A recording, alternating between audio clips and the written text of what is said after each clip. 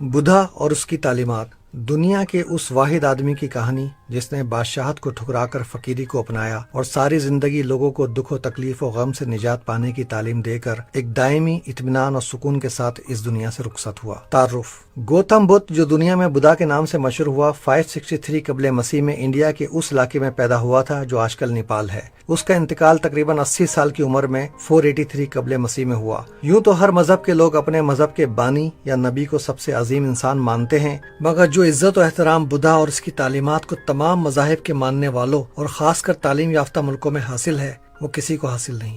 آئیے پہلے یہ دیکھتے ہیں کہ بدھا سے پہلے اس کے وقت میں ہندوستان کا زمانہ کیسا تھا، اور پھر ہم بدھا کی زندگی اور اس کی تعلیمات پر روشنی ڈالیں گے۔ انڈیا انڈس ویلی کے ساتھ ساتھ بسنے والی ایک عظیم سویلائزیشن کا مرکز تھا۔ اس کا خاتمہ اس وقت ہوا جب 1700 قبل مسیح کے قریب آریہ نے اس پر حملہ آور ہو کر قبضہ کیا۔ یہ لوگ جو ایران میں بستے ہوئے یورپ سے آئے تھے اپنے آپ کو آریہ کہتے تھے، جس کا مطلب نوبل یعنی عظیم، اعلیٰ یا امیر زادہ ہے۔ 1000 قبل مسیح تک انہوں نے پھر انڈیا کو ہی اپنا گھر بنا لیا اور اپنی مذہبی کتابیں اپنی زبان سنسکرت میں لکھیں، جس کو ویداس کہتے ہیں۔ ڈاکٹر محمد حفیظ سید اپنی کتاب گوتم بدھ زندگی اور افکار میں، جو 1943 میں پہلی مرتبہ شائع ہوئی یعنی پاکستان بننے سے پہلے، کہتے ہیں کہ کوٹ آریاؤں کی اس دھرتی پر آمد کبھی نہ تھمنے والا ایک ایسا طوفان تھا کہ جس نے یہاں کی تہذیب میں پیوست ہو کر پریت اور عدم تشدد کے برخلاف بربریت اور تشدد کو پروان چڑھایا۔ انتقام اور جنگی جنون پر مبنی شاعری سے لے کر انسان اور حیوان کے مذہبی اور قانونی قتل پر مبنی کلچر کو اس سرزمین کا کبھی نہ الگ ہونے والا حصہ بنا ڈالا۔ یہ ایک المناک حقیقت ہے کہ نفسہ نفسی اور مہاجرت کا جو کلچر آریاؤں کے آنے کے بعد اس سرزمین پر پروان چڑھا، اس نے حکارت اور انتقام کے رویوں کو بہت حد تک مضبوط سے مضبوط تر کرنے میں انتہائی معاون کردار ادا کیا۔ گورا، کالا، لمبا، ٹھگنا، مقامی، غیر مقامی اور مارشل ریس یعنی جنگجو قوم یا نسل جیسے فاسسٹ نظریات کو ہمارے خون میں شامل کر دیا۔ ہماری سرزمین پر ہندو دیو مالا انہی نظریات کے زیر اثر پروان چڑھی، اور ہندو دیو مالا کے کرتا دھرتا کسی بھی مقام پر آریائی برتری کے اصول کو نہیں بھولے۔ یہی وجہ ہے کہ ہندو مت اور اس سے متاثر ہونے والے دوسرے تمام مذاہب میں آریائی برتری کسی نہ کسی شکل میں موجود رہی ہے، یہاں تک کہ ہندوستانی مسلمانوں میں آریائی برتری بدرجہ اتم موجود رہی۔ انکوٹ۔ یہاں میں یہ کہنا چاہوں گا کہ جب انڈیا کے مسلمانوں نے اپنے نئے وطن کا نام پاکستان رکھا، یعنی پاک لوگوں کی سرزمین، تو غالباً اس کے پیچھے یہی آریائی برتری کا ہاتھ تھا۔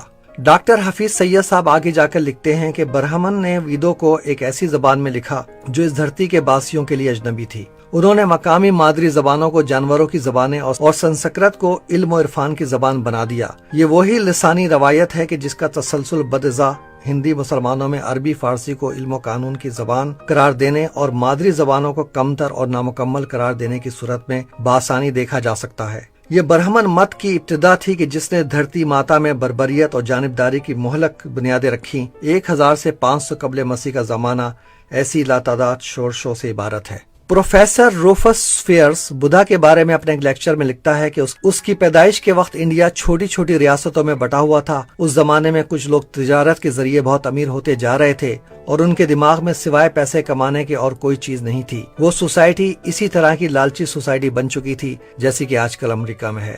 دوسرے ذرائع سے بھی پتہ چلتا ہے کہ وہ وقت بہت انتشار اور نفسا نفسی کا تھا۔ کچھ لوگ بہت امیر تھے مگر زیادہ تر لوگ بہت غریب تھے۔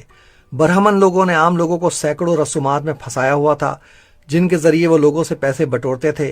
مثلاً پیدائش ہو، شادی ہو یا موت، ان کا آنا، رسومات کرنا اور پیسے حاصل کرنا لازمی تھا۔ بدھا کا پیدائشی نام گوتم یا سدھارتھ تھا۔ وہ ایک بادشاہ کے گھر میں پیدا ہوا اور اس کا ولی عہد تھا۔ کہا جاتا ہے کہ اس کی ماں کو حاملہ ہونے میں مشکل ہو رہی تھی۔ ایک دن اس نے خواب میں دیکھا کہ ایک سفید ہاتھی اس کے جسم میں گھس جاتا ہے اور وہ حاملہ ہو جاتی ہے۔ بدھا پیدا ہوتے ہی چلنا اور بولنا شروع کر دیتا ہے۔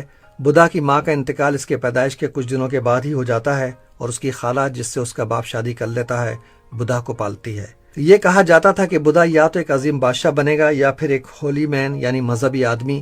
اس کا والد ظاہر ہے یہ چاہتا تھا کہ اس کا بیٹا ایک عظیم بادشاہ بنے، چنانچہ اس کے والد نے اس کو محل میں رکھا اور باہر نکلنے نہیں دیا اور اس کی تعلیم و تربیت ایک بادشاہ بننے کے لیے کی۔ بدھا کو محل میں ہر طرح کی آسائشیں مہیا تھیں۔ وہاں اچھی غذا، میوزک اور خوبصورت عورتوں سمیت سب کچھ تھا پرنس کے لیے۔ اس کی شادی بھی ہو گئی۔ اس وقت بدھا کو باہر کی دنیا دیکھنے کی خواہش ہوئی۔ اس کے والد کی خواہش تھی کہ اس کو کوئی خراب چیز نظر نہ آئے، مگر بدھا نے باہر پہلی مرتبہ ایک بوڑھے اور بہت ضعیف آدمی کو دیکھا اور اپنے رتھ باندھ سے پوچھا کہ یہ کیسا آدمی ہے، تو اس نے جواب دیا کہ ہم سب کو ایک دن ایسا ہی ہو جانا ہے۔ پھر اس نے ایک انتہائی بیمار آدمی کو دیکھا۔ پھر ایک دن اس نے پہلی مرتبہ ایک مردہ آدمی کو دیکھا اور اسے پتا چلا کہ ایک دن ہم سب کو مر جانا ہے۔ اس وقت اسے احساس ہوا کہ اس کی زندگی ایک طرح سے ایک مصنوعی زندگی ہے۔ پھر اسے ایک دن ایک ہولی مین گھومتا ہوا نظر آیا۔ اس زمانے میں لوگ یہ سوال کرنے لگے تھے کہ زندگی کا مقصد یعنی میننگ آف لائف کیا ہے، اور یہ خیال کیا جاتا تھا کہ یہ وہ سوال ہے جس کا جواب خدا تمہیں نہیں دے سکتا اور تمہیں خود اس سوال کا جواب تلاش کرنا ہے۔ بدھا کے زمانے میں ایسے لوگوں کی تعداد کافی زیادہ تھی جنہوں نے اس دنیا کو ترک کر دیا تھا اور زندگی کا مقصد کو پانے کے لیے گھومتے رہتے تھے۔ انہیں بیگرز یعنی بھکاری کہا جاتا تھا۔ ان کو لوگ وہ عقل مند یعنی وائز لوگ کہتے تھے جنہوں نے اس دنیا کو ترک کر دیا ہے اور میننگ آف لائف کی تلاش میں ہیں۔ ان میں سے کافی لوگ بھوکا رہ کر یا دوسرے طریقوں سے اپنے جسم کو تکلیف دیتے رہتے تھے، مگر ان میں سے ہر شخص اپنے طریقے سے میننگ آف لائف تلاش کر رہا تھا تاکہ اس دنیا کے چکر سے آزاد ہو سکے۔ ان لوگوں کا کارما پر گہرا یقین تھا، یعنی کہ ہمارے ہر عمل چھوٹا یا بڑا کے اثرات ہوتے ہیں، اور اگر ہم برے عمل کریں گے تو ایک جانور کی شکل میں پیدا ہوں گے، اور اگر اچھے عمل کریں گے تو ایک ایسے انسان کی شکل میں پیدا ہوں گے جو سیکھنے میں اپنی زندگی گزارے گا اور ایک وائز مین بن جائے گا، اور آخر کار ایک دن اس کو وہ سچائی یا ٹروتھ مل جائے گا جو اس کی روح کو آزادی دے دے گا اور اسے ہمیشہ کے لیے آزاد کر دے گا۔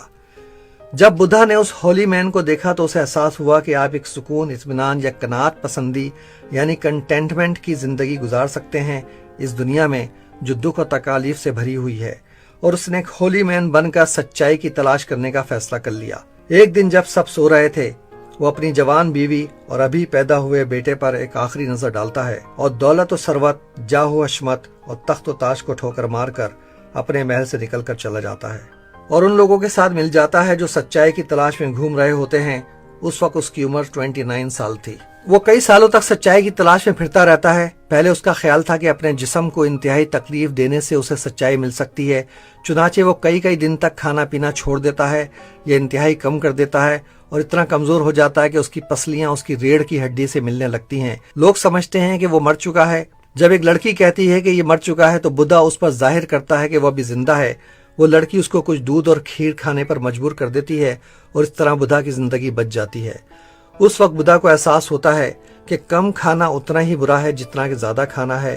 پہلی سچائی یا وزڈم بدھا کو یہ ملتی ہے کہ موڈیریشن یعنی مڈل وے یعنی درمیانی راستہ ہی اپنانا چاہیے۔ پھر بدھا یہ فیصلہ کرتا ہے کہ وہ درخت کے نیچے بیٹھ کر مراقبہ اور سوچ و بچار کرتا رہے گا جب تک کہ اس کو سچائی یا وزڈم نہیں حاصل ہو جاتا۔ 6 سال کی سوچ و بچار کے بعد بدھا کو آخر ایک دن سچائی مل جاتی ہے۔ وہ اس سچائی کو 4 عظیم سچائیوں یعنی نوبل ٹروتھس کا نام دیتا ہے اور باقی کی تمام زندگی یعنی تقریباً 45 سال تک دوسروں کو وہ سکھانے میں گزار دیتا ہے جو اس نے سیکھا تھا۔ بدھا کے مطابق پہلا سچ یا ٹروتھ یہ ہے کہ لائف از سفرنگ یعنی زندگی دکھ و تکلیف ہے۔ اگر آج آپ خوش بھی ہیں تو کل ان چیزوں کے بچھڑنے سے رنجیدہ ہو جائیں گے جو آپ کو آج خوشی پہنچا رہی ہیں۔ دوسری سچائی یا ٹروتھ یہ ہے کہ خواہشات یعنی ڈیزائرز کی وجہ سے ہم دکھ و تکلیف میں یعنی سفرنگ میں ہوتے ہیں۔ اپنی خواہشات ہی کی وجہ سے ہم ایسے اقدامات کرتے ہیں جو ہمارے یا دوسروں کے لیے نقصان دہ ہوتے ہیں۔ تیسری سچائی یا ٹروتھ یہ ہے کہ صرف خواہشات کو ختم کر کے ہی ہم اپنی دکھ و تکالیف یعنی سفرنگ کو کم یا ختم کر سکتے ہیں۔ خواہشات کو کیسے ختم کیا جا سکتا ہے،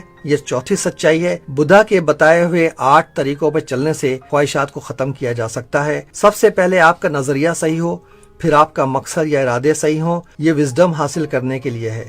آپ کے الفاظ، کردار اور طریقہ معاش صحیح ہو، یہ آپ کے اخلاقی کردار کے لیے ہے۔ آپ صحیح طرح سے کوشش کریں اور صحیح طرح سے توجہ اور غور و فکر کریں، یہ آپ کی عقل و فکر کی ترقی کے لیے یعنی مینٹل ڈیولپمنٹ کے لیے ہے۔ بدھا کی تعلیمات کا زور عملی زندگی یعنی عمل پر تھا، منزل پر نہیں۔ اس نے لوگوں کو جھوٹ بولنے، چوری کرنے اور نشہ کرنے اور غصہ، ضد، دھوکہ، حسد، خود ستائی، غرور، بدگوئی اور دوسروں کی برائی کرنے سے منع کیا۔ اس کے مذہب میں انسان تو کیا کسی کیڑے مکوڑے کو بھی نقصان پہنچانے کا سوال ہی نہیں پیدا ہوتا۔ بدھا کو ماننے والا نہ کسائی کا کام کر سکتا ہے، نہ جنگ و جدل کے لیے ہتھیار بنانے کا کام یا کاروبار کر سکتا ہے، نہ نشہ آور چیزوں یا زہر کی خرید و فروخت کا کام۔ اس کے مذہب میں لونڈی یا غلام کو بیچنا بھی منع ہے۔ بدھا نے والدین کو تعلیم دی کہ وہ اپنے بچوں کو برائیوں سے بچائیں اور انہیں نیکی کی تعلیم دیں۔ بچوں کو اپنے والدین کی عزت کرنے اور گھریلو فرائض سر انجام دینے کا کہا۔ شاگردوں کو اپنے استاد کی عزت و احترام کرنے اور استاد کو محبت سے پڑھانے کا کہا۔ اس نے شوہر اور بیوی کو ان کے حقوق و فرائض بتائے، دوستوں سے کیسا سلوک کیا جائے اور مالک اور نوکر کے فرائض بھی اس کی تعلیمات میں شامل ہیں۔ मसलन उसने मालिक को अपने मुलाजिम की ताकत के मुताबिक उससे काम लेने को कहा और उनको मुनासिब खाना और तनख्वाह देने और कभी कभी छुट्टी देने का कहा। बुधा ब्राह्मण मत की रसूमात और जात पात की तफरीक के सख्त खिलाफ था। उसने अपनी तालीम गाह में भंगी और नाई समेत तमाम जात के लोगों को बगैर किसी तफरीक के शामिल किया। मंक्स यानी वो लोग जो उसके शागिर्द बनना चाहते हैं के लिए बुधा के असूल और ज्यादा सख्त हैं। वो कोई दुनियावी चीज नहीं रख सकते सिवाय चंद चीजों के, मसलन पहनने के लिए कपड़े, भीख मांगने का प्याला और इस्तरा। उनको वही खाने का हुक्म है जो उनको भीख में मिल जाए और वो किसी से सोना या चांदी नहीं ले सकते और ना पैसे का इस्तेमाल कर सकते हैं। बुद्ध मत में गुरु का काम यह है कि वो अपना ज्यादातर वक्त ध्यान यानी मुराकबा या मेडिटेशन में सर्फ करे। मसलन पता भावना यानी मोहब्बत के ध्यान में इस बात पर गौर करना है कि मुसीबत और आलाम यानी गम की जिंदगी से छुटकारा पाकर कैसे खुशी हासिल हो सकती है। ध्यान करने वाला अपने दिल को मोहब्बत खल्क से भरे और वो ये चाहे कि तमाम जानदार गम और मुसीबत से छुटकारा पाएं और सबको मुसरत या खुशी हासिल हो, यानी वो सारी दुनिया की मोहब्बत से अपने दिल को भरे और सबका भला चाहेगा। बुधा ने खुदाओं के वजूद से इनकार नहीं किया। उसके नजदीक खुदाओं का वजूद था, मगर वो भी इंसानों की तरह मरते और दोबारा जिंदा होते रहते हैं और इंसानों की जिंदगी में उनकी कोई अहमियत नहीं। वो रूह पर यकीन नहीं रखता था, मगर लोगों के दोबारा पैदा होने पर यकीन था। बुधा ने इस बात पर बहुत जोर दिया कि दुनिया में तमाम बुरे कामों की बुनियादी जड़ें तीन चीजें हैं, ग्रीड, हेट एंड डिल्यूजन, यानी लालच, नफरत और वो धोखा या गलत यकीन जिसमें इंसान खुद अपने आप को रखता है। ये तीनों चीजें एक आग की तरह हैं जिनमें इंसान जलता रहता है और उसे कोशिश करके इन तीनों चीजों से निजात हासिल करनी है। बुद्धा की तकरीबन 2500 साल पहले कही हुई बात आज भी इतनी ही मुस्तनिद है जितनी उस वक्त थी। दुनिया की तमाम बड़ी बड़ी जंगों के पीछे जिनमें करोड़ों लोगों का कत्ल हुआ, यही तीन बुनियादी चीजें थीं। जब हिटलर ने जर्मन कौम को आला नस्ल करार देकर दूसरी जंग अजीम में करोड़ों लोगों को कत्ल करवाया तो ये उसका डिल्यूजन यानी धोखा था। जब चर्च ने सलीबी जंगें की या आपस में 100 साल तक जंगें करते रहे तो ये उनका धोखा था। इसी तरह जब एक मुसलमान किसी दूसरे मुसलमान को कत्ल करता है क्योंकि उसके ख्याल में वो एक सही मुसलमान नहीं है, या किसी दूसरे इंसान को उसके अकायद की वजह से कत्ल करता है, तो ये उसका धोखा है। एक इंसान को डिल्यूजन यानी अपने धोखे या गलत यकीन से निकालने के लिए ही बुद्धा ने कहा था कि किसी चीज पर इसलिए यकीन नहीं करो क्योंकि वो एक ट्रेडिशन यानी रवायत है या मजहबी किताबों में लिखी हुई है या तुम्हारे उस्ताद ने बताई है। तुम्हें हर चीज पर खुद सोचो विचार करके उसे अपनाना है। बुद्धा का ख्याल था कि इंसान के डिल्यूजन या दुनिया में तकलीफात की एक बड़ी वजह इग्नोरेंस यानी जहालत या इल्म की कमी है। इसलिए इंसान को सारी जिंदगी सीखने यानी विजडम की जुस्तजू में लगे रहना चाहिए। कहते हैं कि एक दफा एक जवान औरत का बच्चा मर जाता है और वो रो रो कर हर एक से कहती है कि कोई उसके बच्चे को जिंदा कर दे। लोग कहते हैं कि हम तो कुछ नहीं कर सकते, मगर तुम बुद्धा के पास चले जाओ, शायद वो कोई इलाज तुमको बता दे। बुद्धा उसकी बात सुनता है और कहता है कि मैं तुम्हारी मदद करूंगा, मगर पहले तुम मुझे मस्टर्ड यानी राई के बीज लाकर दो, मगर ऐसे घर से जहां किसी की मौत नहीं हुई हो। वो औरत घर घर जाती है, मगर हर घर में कोई ना कोई मरा होता है, लिहाजा उसको कहीं से राई के बीज नहीं मिलते। आखिर उसको समझ आ जाती है कि मौत एक हकीकत है और उसे हर आदमी या घर को बर्दाश्त करना है। वो अपने बच्चे को दफन करके बुद्धा के शागिर्दों में शामिल हो जाती है। बुद्धा ने अपने शागिर्दों को जो आखिरी तालीमात दी वो सिर्फ एक ब्रिलियंट और अजीम शख्स ही कर सकता था। उसने कहा, हर चीज वक्ती है और बदलती रहती है। तमाम चीजें अच्छी या बुरी एक दिन खत्म हो जाती हैं। बुद्ध मत भी एक दिन खत्म हो जाएगा, लिहाजा मेरी तकलीद मत करना, बल्कि अपनी निजात यानी सेल्वेशन यानी रूह को गुनाहों से बचाने का तरीका खुद अपनी कोशिशों और मेहनत से तलाश करते रहो। प्रोफेसर फेयर्स बुद्धा के बारे में कहता है कि बुद्धा ने 45 साल तक तबलीग करके हजारों लोगों तक अपनी तालीमात को पहुंचाया और उनको अमन और अदम तशद्दुद की तालीमात देकर इस दुनिया को एक बेहतर दुनिया में बदल दिया। मगर सबसे अहम बात यह है कि उसने खुद अपने लिए निर्वाण हासिल किया, यानी दुनियावी जन्नत, यानी ऐसी जिंदगी जो तफरकात और ख्वाहिशात से खाली हो और इत्मीनान और अकल से लबरेज। बुद्धा का पैगाम किसी फतूहात या जंगो जदल के बगैर एशिया, जापान, चीन, कोरिया, बर्मा और थाईलैंड पहुंचा और उन मुल्कों को बुनियादी तौर पर बदल दिया। मेरे बचपन के जमाने में हमारी गली में एक फकीर आता था और आवाज लगाता था, सबका भला सबकी खैर, जो दे उसका भी भला और जो ना दे उसका भी भला। यही बुद्धा की तालीम थी और यही एक इत्मीनान और सुकून की जिंदगी गुजारने का राज। मुसलमान, बुद्धिस्ट और अपनी ज़ात की पूजा। बुद्धा के मजमून के अख्तिताम पर मैं ये कहना चाहूँगा कि आज से तकरीबन 820 साल पहले 1193 में इंडिया पर हमला करने वाले मुसलमान सिपहसालार बख्तियार खलजी ने बुद्ध मत की सबसे पहली और सबसे बड़ी नालंदा यूनिवर्सिटी, जो कि 300 कबले मसीह में कायम की गई थी और जिसमें 9 मिलियन से ज़्यादा नायाब किताबों का खजाना था, को जला दिया और बेरहमी से हजारों बेगुनाह और बेजरर बुद्ध मत के मंक्स को कत्ल किया। इसी तरह इंडिया के पहले मुसलमान बादशाह कुतुबुद्दीन के जनरलों ने जगह जगह बुद्ध मत की इबादत गाहों को तबाह किया और उनके मंक्स को कत्ल करके बुद्ध मत को इंडिया से तकरीबन खत्म करने में एक अहम किरदार अदा किया। आजकल बर्मा में बुद्ध मत के लोग, जिनके मजहब में कीड़े मकोड़ों तक को मारने की इजाजत नहीं है, अकलियत मुसलमानों के बेगुनाह और कमजोर लोगों को, जिनमें बच्चे और औरतें भी शामिल हैं, जिस बेदर्दी से कत्ल कर रहे हैं और जो जुल्म सितम उन पर कर रहे हैं, उसकी मिसाल मिलना मुश्किल है। देखा जाए तो चाहे कोई मुसलमान हो या बुद्धिस्ट या ईसाई, हिंदू या यहूदी या खुदा को ना मानने वाला, हकीकत में इंसान सिर्फ एक डिल्यूजन यानी खुद के धोखे में होता है और वो सिर्फ अपनी ज़ात या फितरत का ही पुजारी है। आखिर थक हार के यारो हमने भी तस्लीम किया, अपनी ज़ात से इश्क है सच्चा, बाकी सब अफसाने हैं। आपका शुक्रिया सुनने, गौर व फिक्र करने और इस पैगाम को शेयर करने का।